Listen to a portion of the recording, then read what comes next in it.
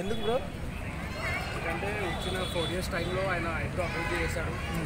చిన్నపిల్లల నుంచి ముసలి వాళ్ళ వరకు ఆయన ఇవన్నీ స్కీమ్స్ అనేవి ఏం లేవు.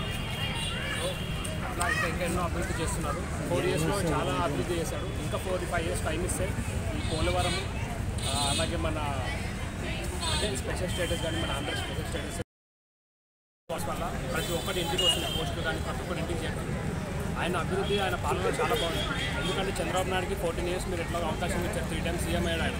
ఆయన అయినప్పుడు మన ఆంధ్రాకి పలాని స్కీమ్ పెట్టాడు, ఇది చేశాడు అనేది ఇంతవరకు లేదు ఏది ఎక్కడ అంటే మనకు గుర్తు కూడా రాదు. సో కాబట్టి ఇప్పుడు ఆయన ఏంటంటే ఇప్పుడు కొత్తలో నడుస్తున్నాడు. ఇప్పుడు రాజు ఒక మన ఏపీలో ఒక సీఎం అంటే ఒక ఎట్లా ఉండాలి, క్వాలిటీస్ ఎట్లా ఉండాలి, ఒక్కడే రావాలి, ఒక్కడే వచ్చి మన అంటే పాదయాత్ర చేయడము, పోరాటం చేయడము చేయాలి. కానీ అట్లాగే ఇప్పుడు మళ్ళీ జగన్ ఎట్లా గెలిపిస్తే ఏమవుతుంది, జగన్ గెలిపించదు అంటే జగన్ అని మంచి పనులు చేస్తున్నాడు. మళ్ళీ గెలిస్తే ఇప్పుడు మళ్ళీ గెలిపించారనుకో ఆయన హయాంలో ఇప్పుడు స్పెషల్ స్టేటస్ వస్తుంది, పోలవరం వస్తుంది, రాజధాని వస్తుంది, అన్నీ వస్తాయని చెప్పేసి ఇది జరగద్దు, చరిత్రలో ఇది జరగకుండా ఉండాలని చెప్పేసి వీళ్ళిద్దరూ పొత్తు పెట్టుకొని ఈ విధంగా ముందుకు వెళ్తూ ఉన్నారు.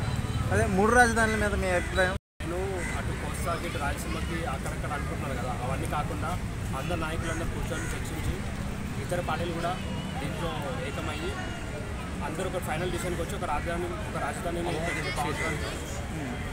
అంటే జగన్ గారు 175 అంటున్నారు. ఎన్ని సీట్లు వస్తాయని మీ అభిప్రాయం?